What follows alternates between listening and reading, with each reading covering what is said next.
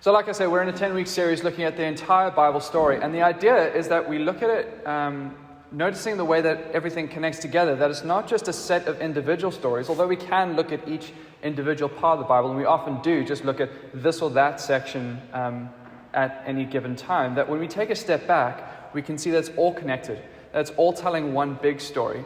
And at the part in the story, we've just reached the end of the book of Genesis. We're moving into the book of Exodus, and what we have is the archetypal rescue story of the Bible, at least of the Old Testament. We'll see how that kind of plays into the New Testament at a later stage. But this is the story that's referred to over and over again through the Old Testament as the moment that God rescued his people.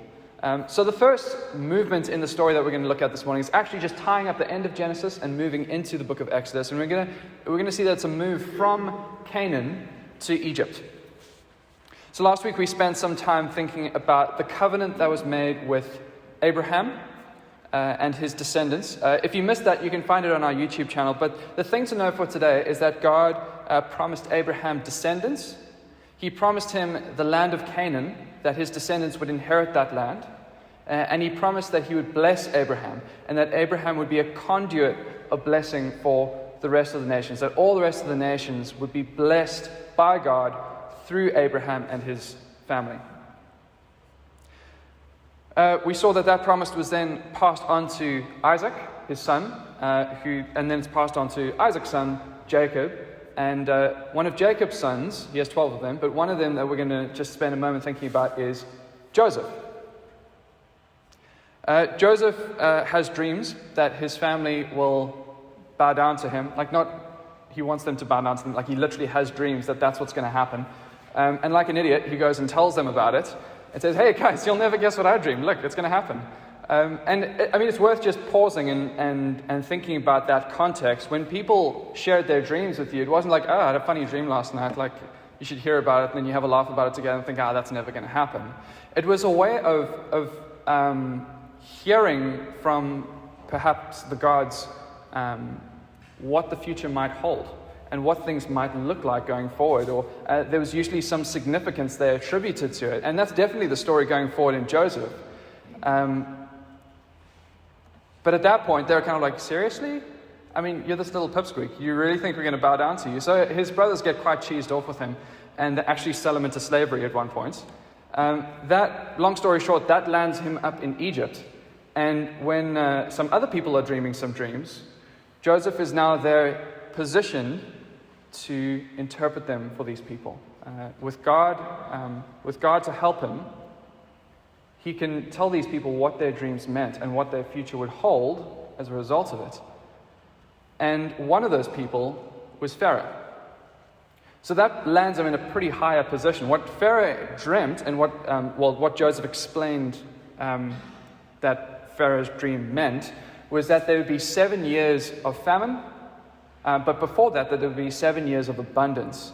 And so they had these 7 years that they could stock up and they could be prepared for the famine. And because Pharaoh was now, through Joseph, he was now privy to the word of God, the nation was able to prepare for that, the only nation to prepare for it. So then when the whole region gets smacked by a famine 7 years later, where are people going to come get their food? They all flock to Egypt, including Jacob and his family. In the years to come then, Joseph's family, Jacob and his sons, Joseph's brothers, the ones who sold him into slavery, they need to come to Egypt, and they end up settling there down the line. Especially since Joseph is so high up, he can organize that for them. They end up moving into that land, which brings us to the end of the book of Genesis. They sort of live happily ever after, at least for their generation. The next movement in the story then is from a family to a nation. God promised Abraham that he would make him into a great nation, innumerable like the stars in the sky or the sand on the seashore. By the end of Genesis, we have an extended family, 70 in all. At the beginning of Genesis, though, things really start to ramp up. So we've got Exodus 1, 6-7. Now Joseph and all his brothers and all that generation died, but the Israelites were exceedingly fruitful. They multiplied greatly, increased in numbers, and became so numerous that the land was filled with them. If you've been with us for the past 2 weeks, then maybe that's ringing some bells. 4 or 5 times in verse 7 alone, we're told that these people had babies. And just notice the language that they use notice the language that's used to say it. They were, I think I've got a slide for that. Next one. Hey, there we go. They were exceedingly fruitful. They multiplied greatly. They filled the land. This is the commission given to humanity back in Genesis 1 and passed on to Abraham and his descendants in Genesis 12.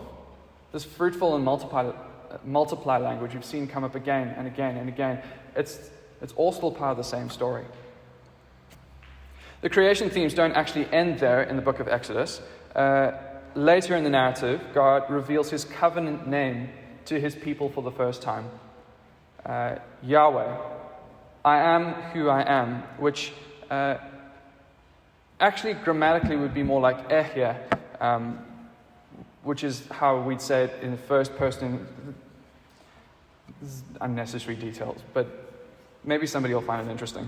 I know at least 2 people in this room who can understand Hebrew, so that would be the first person, but because it's the third person, we say, he is who he is, which would be Yahweh. It actually also, the way that it's spelt though, might also carry another nuance, which is a sort of causative nuance. So it isn't just, I am who I am, but I cause to be. In other words, the narrative provides an interpretation of the divine name that highlights the reality of Yahweh and Yahweh's role as creator. Like they were commissioned to do in the creation account by the Creator, the Israelites procreated profusely. But we're also told in that part of the story, back in Exodus 1, that a new Pharaoh had come to power. One who didn't know Joseph. One who wasn't up to speed on how Joseph and the Israelites had, or that family, had helped them so much in that time. And so he starts to see how numerous they're becoming and starts to freak out. So he had them enslaved. And then when that didn't seem to be doing the job, he had the little boys thrown into the Nile and drowned. In the midst of this, we're introduced to our main human character of the story, Moses. And we have here the raising up of a deliverer. And we look at the kind of start to finish. It's a movement from mumbler to deliverer. His mother, not wanting him to meet the same fate as those other boys that got thrown into the Nile, put him in a teva, a basket. But if we flip back a few pages in our Bibles, we find that there's another way that this word could be translated. God said to Noah, I'm going to put an end to all people, for the earth is filled with violence because of them. So make yourself a teva, an ark. At the end of chapter 2, at the end of Exodus 2, the Israelites were suffering in their slavery. And in verse 24, we read that God remembered his covenant with the people of Israel, the covenant that he'd made to Abraham, to Isaac, to Jacob. And now he was going to act. Now he was going to do something. And this is also like Noah's story. In Genesis 8 verse 1, God remembered Noah. And he sent a wind, a ruach, if you were with us a few weeks ago. And the waters receded. Which is actually not so different from what we see later in the book of Exodus. In Exodus 14, the story that Leanne read for us, where at the shore of the Red Sea, God sends a wind to part the sea so that the Israelites can pass safely through. Even as early as Exodus 2, then, we're given a clue that God is bringing about another rescue.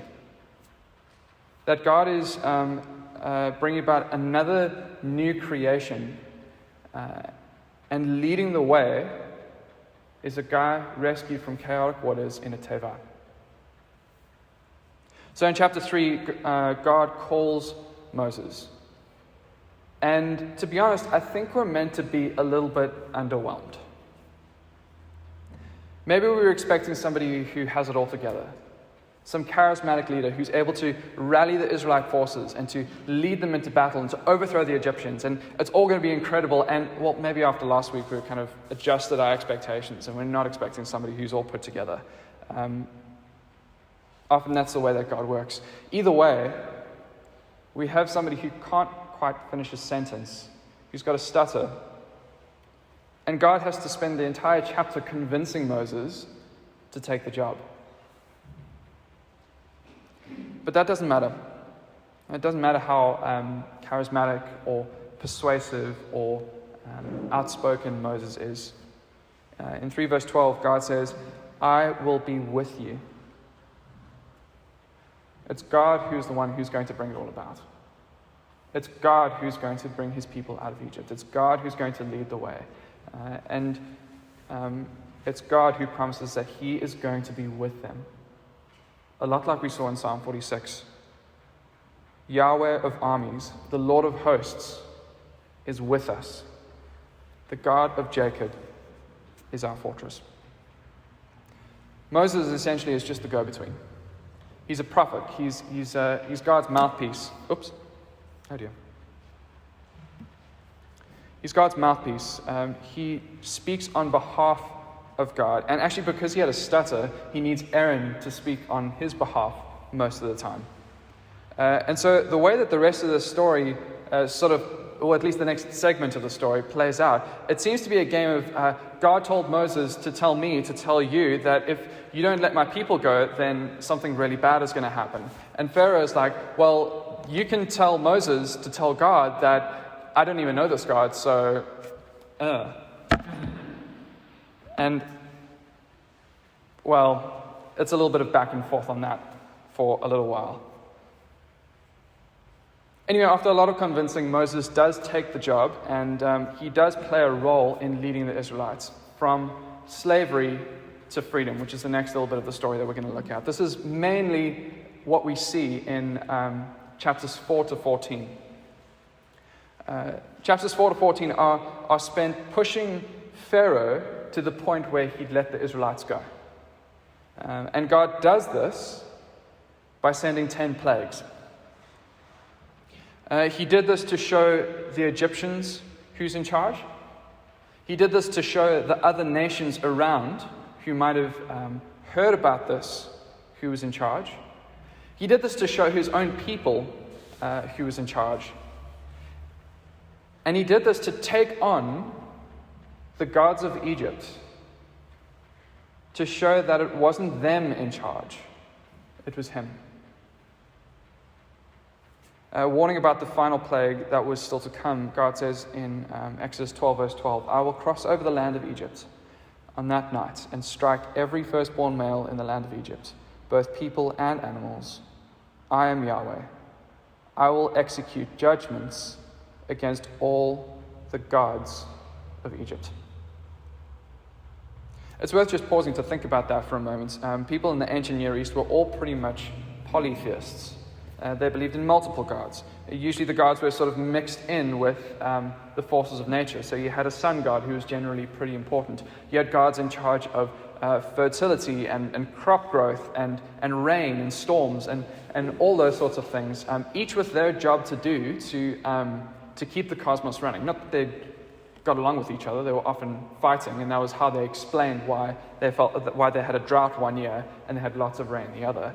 But that's just how they conceived of the world. You had various gods all active in the runnings of the world around them. But Yahweh takes on these guys to say, it's not them who are in charge. It's not them who can call the shots. It's him. It's not them who have power to run the cosmos. It's Yahweh, the Creator. It's also worth taking a moment to think about Pharaoh's response. At each point along the way, we're told that Pharaoh's heart was hardened. At some points, it says that Pharaoh hardened his heart. At other times, it just says that Pharaoh's heart was hardened. But sometimes it says that God hardened Pharaoh's heart. And at this point, some of us might be getting quite uncomfortable. It's not an easy thing to deal with. It's not an easy thing to make sense of. And to be honest, we're not able to spend as much time on this as I'd like to, exploring some of the ins and outs of it. But it is just worth saying that, in the words of one commentator, when God stiffens Pharaoh's heart, when God hardens Pharaoh's heart, he merely strengthens the king's resolve to do what he'd already chosen to do. God might be active in hardening Pharaoh's heart, but essentially it's a handing over, saying to Pharaoh, if that's what you want to do, okay, have it your way. Let's see who wins this one. But the last plague finally breaks Pharaoh's resolve. The Israelites were instructed to take a lamb, to kill it, and to paint the doorposts with its blood, and to eat it with unleavened bread. This was the first Passover. That night, God crossed over the land of Egypt, and he took the life of every firstborn who didn't live in a household with the doorpost painted with the blood of the lamb. God actually warned back in chapter 4, this is what Yahweh says, Israel is my firstborn son, and I told Pharaoh, let my son go that he may worship me. But you refused to let him go, so I will kill your firstborn son. And Pharaoh didn't listen, so that's exactly what happened. Much like Pharaoh killed the sons of the Israelites back in chapter 1. But God isn't actually finished with them yet. So in chapter 14, the story that Leanne read for us, after watching the Israelites leave, Pharaoh realizes, hang on, that's my workforce. I can't just let them go. And so they get their chariots together and they pace it after them. And there reaches a point where God actually stalls them, and they're there kind of just looking at each other being like, okay, well, I guess we can't just stay here forever. But the Israelites are stuck in this position where they've got the Egyptian army on one side, held off by God for the moment, but the Red Sea on the other, and they can't cross that. And so we read in Exodus 14, 11 to 14. The people said to Moses, was it because there were no graves in Egypt that you brought us to the desert to die? What have you done to us by bringing us out of Egypt? Didn't we say to you in Egypt, leave us alone, let us serve the Egyptians? It would have been better for us to serve the Egyptians than to die in the desert. Then Moses answered the people, don't be afraid. Stand firm, and you will see the deliverance of Yahweh. You'll see the deliverance Yahweh will bring you today. The Egyptians you see today, you will never see again. Yahweh will fight for you. You need only to be still. In other words, Psalm 46, verse 10, be still and know that I am God. Maybe that's something that you need to hear this morning. Maybe all around you the world's gone mad, and you're tempted to join in the shouting. Maybe you're tempted to ridicule God, to tell him that clearly he doesn't know what he's doing, that clearly he needs to get his facts straight and to plan properly. To tell him that this is the way that things need to work out. Now, why don't you get on page? And even if we're not as blunt as that or as stark as that, even if we don't dare to talk to God that way, maybe that still describes the attitude in our hearts sometimes.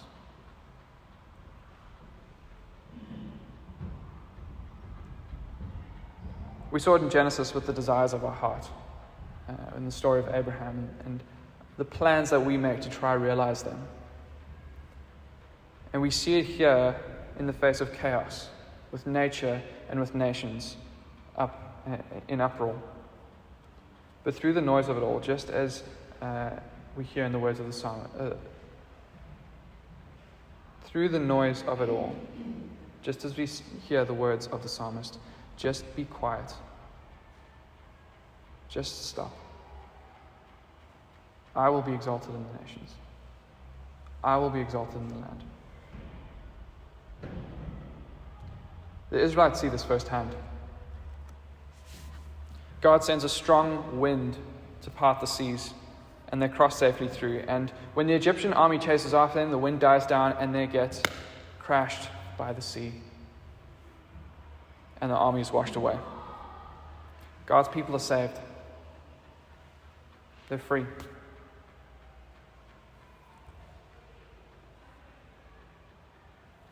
And on the other side of it, we have the last movement in the story that we're going to look at today.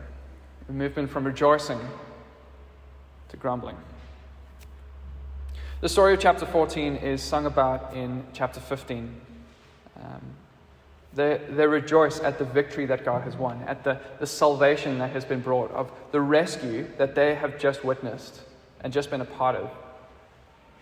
But it doesn't last. Before long, they got thirsty.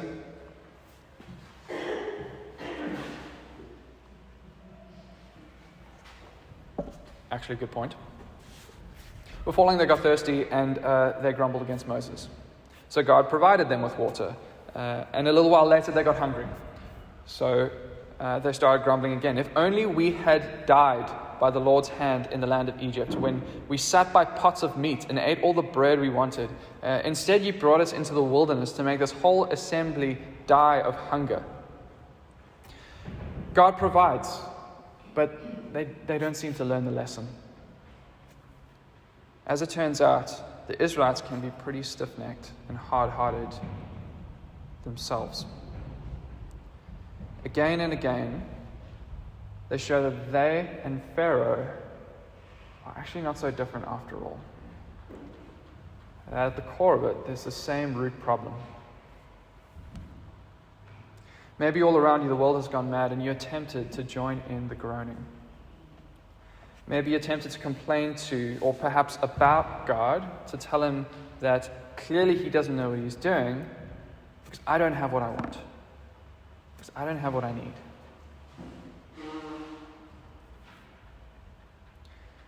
The Exodus is the rescue story of the Old Testament. It's referred to again and again, particularly in the prophets, where God says to his people, hey, remember how I saved you out of Egypt? Remember how I brought you out of the land of slavery? Mostly because it seems like they don't remember that God brought them out, that God rescued them. But it didn't take a few hundred years. It actually only took one chapter. It's easy to forget God's provision. Easier than we'd like. We actually just sang it a moment ago, prone to wonder, Lord, I feel it. Prone to leave the God I love. And sure, there are hard questions. Sometimes it isn't clear what God is doing. Sometimes we don't know what's going on. At times where it really does feel like God isn't coming through on the things that we need. And maybe when the rubber hits the road, the temptation is there to look elsewhere. But what the Exodus shows us is not just that we should trust God. It's that we can trust God. He will look after his people in the wilderness, even if he's not ready to take them out of the wilderness just yet. Often he will walk with us through the desert, rather than taking us straight to the oasis.